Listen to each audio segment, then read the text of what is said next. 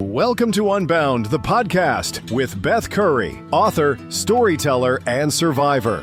This is where books meet real life, where Beth reads chapters from her work and breaks free from the traditional audiobook format, diving deeper into the personal experiences, lessons, and liberation behind every page. Nothing is off limits. Let's get unbound.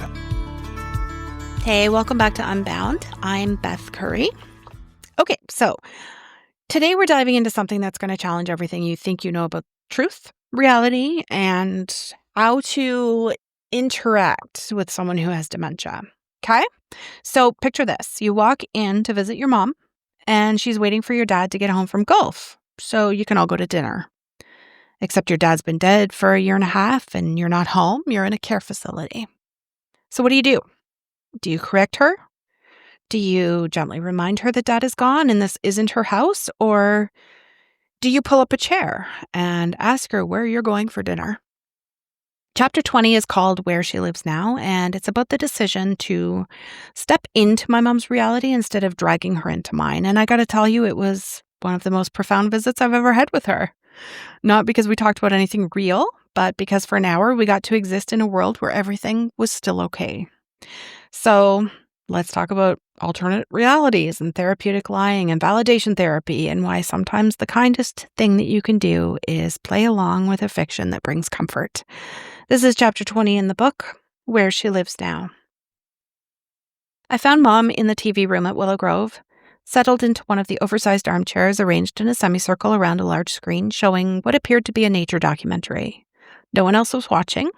The three other residents in the room were either dozing or gazing into middle distance, the gentle narration about coral reefs providing soothing background noise rather than entertainment.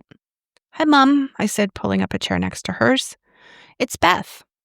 She turned toward me with uncommon alertness, her face lighting up with recognition that seemed sharper than usual. "Beth, I was just wondering when you'd get here."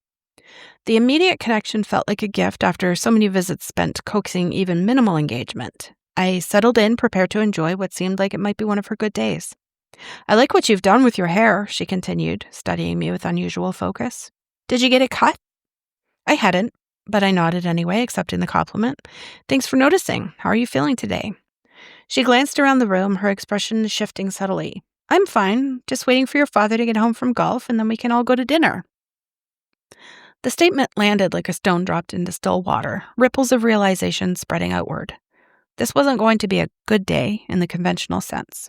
Instead, Mom was experiencing what dementia specialists call a time shift or reality displacement, a phenomenon where the person believes they're in a different place and time from their actual physical surroundings. I had a split-second decision to make: correct her misperception or enter her reality. The traditional approach would be gentle reorientation. Mom were at Willow Grove and Dad passed away a year and a half ago, but something in her relaxed demeanor, the contentment in her expression as she glanced around what she clearly perceived as her own living room, made me pause. "Where are we going for dinner?" I asked instead, choosing to step into her reality rather than insisting she join mine. "The Barrel," she answered immediately. "Sue and Simon are meeting us there at 6. Your dad called earlier to make sure they had the corner table he likes, the one where you can see the whole restaurant." She delivered this information with such conviction, such specificity, that for a moment I almost believed it myself. The Barrel had been my parents' favorite restaurant for decades, a special occasion place where family celebrations and dinner with close friends had unfolded over countless evenings. "That sounds nice," I said, settling deeper into my chair. "Dad's still out on the course?" "You know how he is, always trying to fit in 18 holes even when there isn't really time." She rolled her eyes with familiar exasperation. "I told him to be back by 5 so he'd have time to shower, but you know he'll be rushing in at the last minute." Cairo, the Willow Grove house cat, chose this moment to saunter into the TV room, immediately heading toward Mom with feline confidence. Many of the residents have enjoyed Cairo's company, but she seemed to have a particular affinity for Mom, often seeking her out during daily rounds. "Angel!" Mom exclaimed, reaching down to stroke the cat as she rubbed against her legs. "Come here, sweet girl." Another reality shift. Cairo was now Angel, the cat Dad had adopted shortly before his death. But unlike the disorientation around our location and Dad's continued existence, this misidentification seemed less concerning. Mom did remember Angel, even if she was projecting that memory onto Cairo. "She's looking healthy," I commented, watching Mom gently stroke Cairo's tabby fur. "Your father spoils her," Mom replied, smiling down at the cat. "Gives her treats when he thinks I'm not looking." She glanced toward the window. "He should be home soon. You know how the course gets backed up on Saturdays." It was Monday, not Saturday, but this detail seemed inconsequential in the alternative reality we were now inhabiting together. I had entered a world where Dad was still alive, still playing golf, still coming home to Mom in the house they had shared for so many years. A world where dinner with friends awaited us, where normal life continued unmarred by loss or cognitive decline. I made a conscious decision to remain in this world with her for as long as it lasted, not out of deception or condescension, but from a growing understanding that sometimes truth isn't synonymous with fact. The emotional truth of this moment, Mom's contentment, her connection to cherished routines and relationships, seemed more important than the factual reality of our surroundings. Another Willow Grove resident wheeled himself into the TV room at that moment, his arrival prompting another shift in Mom's perception. "Oh, look who's here," she said, waving to him. "Jennifer came early, too." This misidentification, seeing her daughter in an elderly man, might have been jarring in another context, but having already committed to traveling in Mom's reality, I simply nodded and waved as well. He was perhaps accustomed to such greetings from residents navigating alternate realities, and smiled and waved back before turning his attention to the television. "Jennifer's looking forward to dinner, too," I said, curious to see how Mom would incorporate this new element into her narrative. "She's bringing Everett, isn't she?" Mom asked, referring to Jennifer's husband. I made sure they knew about the reservation. "Yes, they'll meet us there," I confirmed, allowing the story to expand organically. As we sat together in the TV room, that Mom perceived as her living room, waiting for a husband who would never return from golf, planning for a dinner that would never take place, I found myself reflecting on the nature of reality and dementia care. What constitutes the real world when cognitive function alters perception so fundamentally? Is it more compassionate to insist on factual accuracy, or to meet our loved ones where they are, even when that place exists only in their minds? For decades, conventional wisdom in dementia care emphasized reality orientation, gently but consistently correcting misperceptions, providing cues to help the person maintain awareness of time, place, and circumstance. This approach assumed that remaining tethered to objective reality was inherently beneficial, that confusion was something to be remedied rather than navigated. More recently, however, dementia care specialists have begun advocating for what's called validation therapy, an approach that prioritizes emotional truth over factual accuracy. Developed by Naomi Fail in the 1980s, validation therapy suggests that trying to force someone with dementia to acknowledge a reality they can't comprehend or accept may increase anxiety and distress rather than providing comfort. As I sat with Mom in her constructed reality, a reality where life continued as it once had, where loss hadn't yet intruded, I could see the wisdom in this approach. She was calm, engaged, connecting with me in ways that often proved elusive during more confused or withdrawn states. In this moment, she wasn't experiencing the distress of trying to reconcile conflicting information or struggling to understand why her husband wasn't where she expected him to be. She was simply living in a world that made sense to her, a world where patterns remained intact and relationships continued uninterrupted. "Should I make some tea while we wait?" she asked, starting to rise from her chair. I gently placed my hand on hers. "I'll do it in a few minutes," I said, knowing there was no kitchen available to us here. "Let's just sit together for a bit." She settled back, seemingly content with the suggestion. "It's nice having you home," she said, patting my hand. "We don't see you often enough." "I know, Mom. I'm trying to visit more." "Your room is always ready," she continued, "just the way you left it." This reference to my childhood bedroom carried such emotional resonance that I felt tears threatening. In her constructed reality, not only was Dad still alive and their marriage intact, but I was still the daughter who could come home to a waiting room, still the child rather than the caregiver, still someone who existed in relation to a stable family structure rather than its increasingly sold custodian.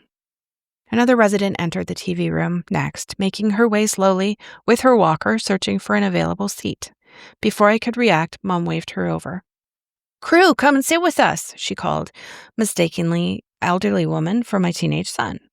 "Grandpa will be home soon, and then we're going to the Barrel for dinner."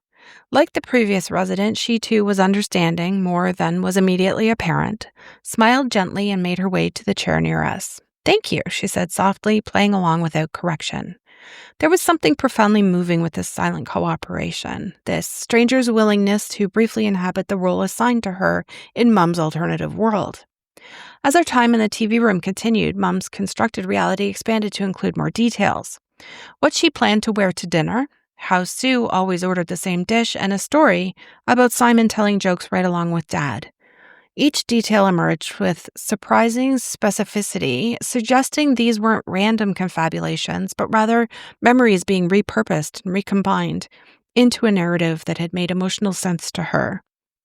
I answered her questions about work, about cruise activities, about when we might all get together again, keeping my responses vague enough to avoid contradictions while maintaining the gentle fiction we were co-creating. It felt in some strange way like collaborative storytelling, each of us adding elements to a narrative that provided comfort and connection. As we approached the 1-hour mark of my visit, a subtle shift began. Mum glanced around the TV room, a furrow appearing between her brows. Her gaze lingered on the furniture, the wall color, the nature program still playing quietly on the television. Reality was beginning to intrude, the constructed world starting to dissolve around the edges. "This doesn't look right," she said slowly. "What doesn't look right, Mum?" "The living room. It's different." She ran her hand along the arm of the chair. "This isn't our furniture." I knew from experience that this transitional moment, the space between her constructed reality and factual awareness, could be particularly distressing. The realization that one's perceptions have been inaccurate often brings confusion, embarrassment, sometimes even terror. It's like waking suddenly from a vivid dream to find the world completely rearranged. "We're at Willow Grove," I said gently, choosing honesty now that her own awareness was shifting. "I came to visit you." She stared at me, processing this information. "Willow Grove," she repeated, the words seeming to anchor her. "My house, the place where I live now." "Yes, Mum." "Not home." "No, not your old home, but the home you live in now." She looked down at Cairo, still curled contentedly beside her chair. "Not Angel." "No, that's Cairo, the cat who lives here. She likes to visit you." She nodded slowly, each acknowledgement seeming to require tremendous mental effort. Then came the inevitable question, the one that always followed these reemergences. "Where's Dave?" Even knowing it was coming, even having answered it hundreds if not thousands of times before, the question never got easier. "Dad passed away, Mum, a 1.5 years ago." She absorbed this information like she had been hit in the gut with a bowling ball, grief washing across her face as if hearing the news for the first time, which in her experience it was.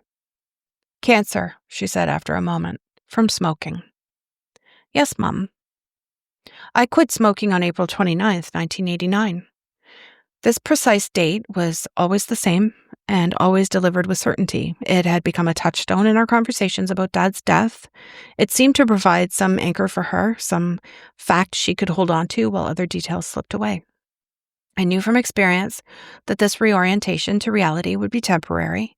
Tomorrow or next week or perhaps even later today, she might once again believe she was waiting for Dad to come home from golf. The time shifts would continue, the alternate realities would construct themselves, the confusion between past and present would persist. But for now, she was here, aware of where she was and what had been lost. And while this awareness brought pain, it also created an opening for genuine connection grounded in our shared reality. "I miss him," she said simply. "I miss him too, Mum." "He was a good golfer." "Yes, he was." This exchange, brief, honest, rooted in mutual understanding, felt like a different kind of gift than our earlier interaction. If her constructed reality had offered comfort through illusion, this moment offered both connection through shared truth. Both had value, both were real in their way. As her awareness of present reality solidified, I recognized the opportunity to begin my departure. These transitions often left Mum tired and sometimes distressed. Better to leave while the connection between us remained intact before fatigue or confusion could erode it. I should get going, Mom, I said, gathering up my things. I have some work to finish up today. She nodded, the sparkle that had animated her during our waiting for Dave conversation now dimmed but not extinguished. Will you come again soon? In a couple of days, I promised. Same time. I'll look forward to it. She reached for my hand, squeezing it with surprising strength. Thank you for visiting. As I walked to my car, I found myself contemplating the alternate universe I'd briefly inhabited with Mum.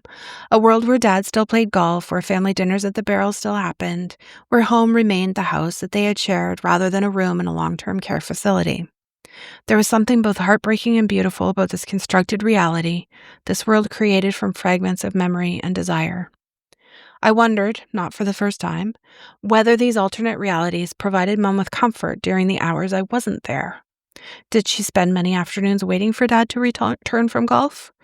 Did she often believe she was in her own living room rather than the Willow Grove TV area? Was this constructed reality a refuge from the harder truths of her current circumstances? And if so, was that necessarily a bad thing? The question of whether to correct misperceptions or enter into constructed realities remains one of the most complex ethical challenges in dementia care. There are no universal answers, no approaches that work in all circumstances. Each interaction requires a fresh assessment, a careful weighing of potential benefits and harms. But today, traveling alongside Mum in her reality rather than insisting she join mine had created a space for connection that might otherwise have been missed. By meeting her where she was, I had glimpsed aspects of her inner life that remained vibrant and intact despite cognitive decline.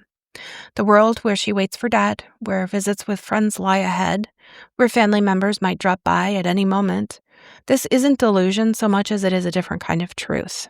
The emotional truth of what matters to her, of what she values, of the relationships that have given her life meaning. How lucky am I to get a glimpse into where her mind travels when unconstrained by present reality, into what remains important to her even as other aspects of cognition diminish. The continuity of family relationships, the comfort of familiar routines, the pleasure of shared meals with loved ones, the companionship of a cat curled nearby. These values haven't disappeared with her cognitive decline. They've simply been relocated to a reality that makes more emotional sense to her than the one she currently inhabits. A reality where loss hasn't yet intruded, where connections remain intact, where life continues as it once did. There's wisdom, I think, in recognizing that reality isn't single or fixed, not for any of us, but especially not for those navigating cognitive decline. By expanding our understanding of what constitutes real, we create space for connection that goes well past the limitations of conventional interaction. We acknowledge that truth exists in many forms, not all of them tethered to objective fact.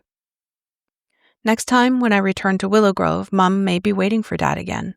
Or she might believe he's on vacation, or back teaching school, or in some other time and place constructed from the fragments of memory that remain accessible to her. Wherever I find her, I'll try and meet her there.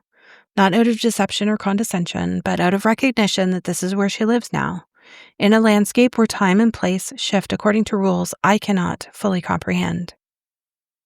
The question isn't whether these alternate realities are real in the conventional sense. The question is whether they offer pathways to connection, comfort, and meaning in a journey increasingly defined by loss.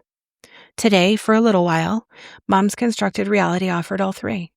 A place where we could sit together, awaiting a husband and father who would never return, planning for a dinner that would never take place, and finding in the shared fiction a moment of genuine togetherness. So when my mom tells me she's waiting for my dad to get back from golf, I have about 2 seconds to make a call. This was probably one of the first experiences I had where Mom was in this alternate reality and I was visiting her alone. So I think it was like the first time I ever really had to figure out on my own what I was going to do. And I think I made the right decision for sure.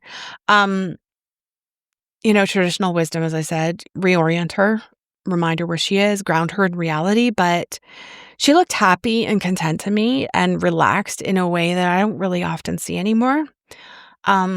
She wasn't sleeping in her bed.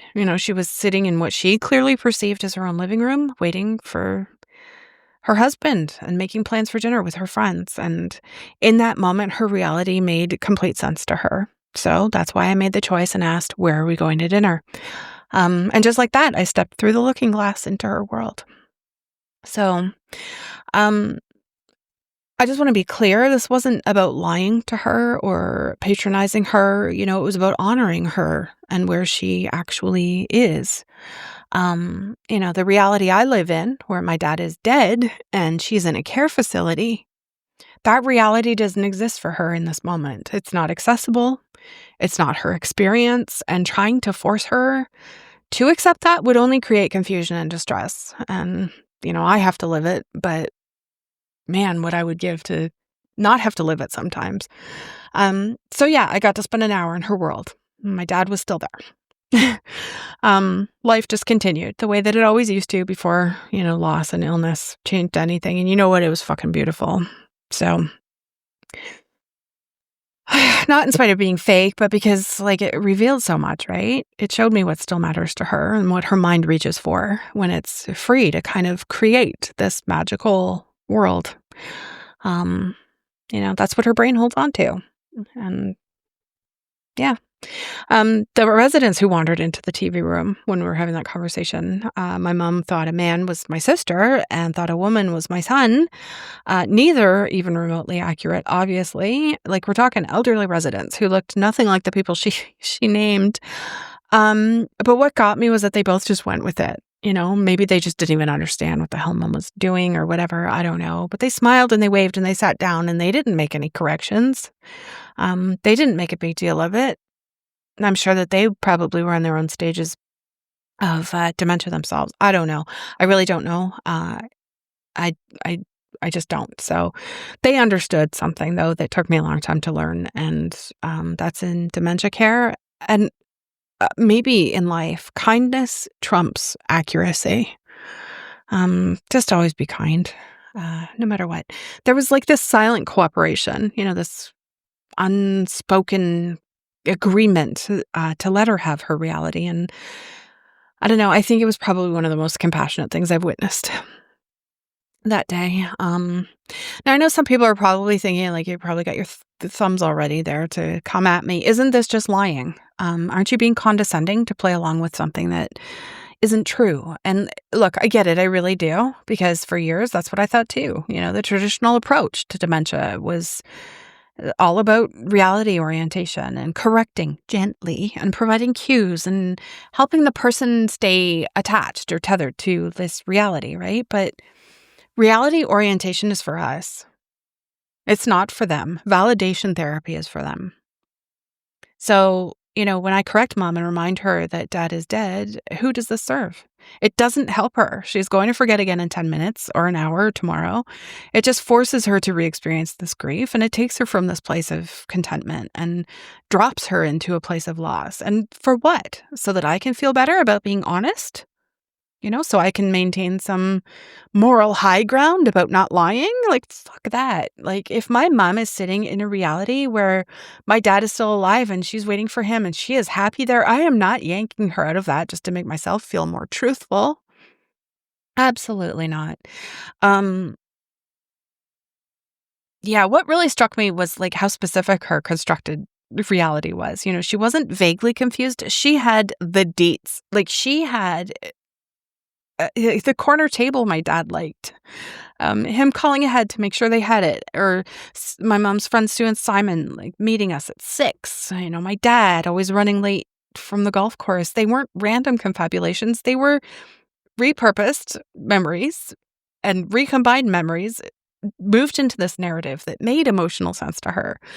Real moments from her life rearranged into some present tense story that felt coherent and right. And it tells me something important. Her brain is still working. It's just not in the way we expect it to, but it's clearly still working. She's not lost in chaos. She's creating order out of disorder, out of these fragments available to her. She's building this world that makes sense, even if that world doesn't match external reality or what I'm looking at, right? And there's something almost adaptive about that. Her brain is protecting her from realities too painful to hold on to by offering alternatives that feel safer and more familiar and, I don't know, more manageable. Now, I do need to be honest with you about what happened at the end of this visit because This is what they don't tell you about these alternate realities. They don't always last. So like I wrote, my mom started to kind of an hour in recognize whatever was happening inside of her brain wasn't matching what her eyes were seeing. And I knew that what she had created was kind of disappearing and she was coming back to our shared reality, whether or not she wanted to. So I told her the truth. We're at Willow Grove. I came to visit. This is where you live. And then the question, where's Dave? Blah, blah, blah. Um, you know, the lesson to me in this, and it's a big one, both realities have value. The constructed one and the factual one. Like in her reality, she got comfort and connection and the pleasure of anticipation. And in our shared reality, we got honesty and genuine emotional connection that was grounded in mutual understanding, right? So neither is more real than the other in terms of what they offer. They're just different pathways to different kinds of truth. As caregivers, care partner, as I like to call myself, as family members, our job isn't to decide which reality is correct. Our job is to kind of assess which reality serves our person best in any given moment, right?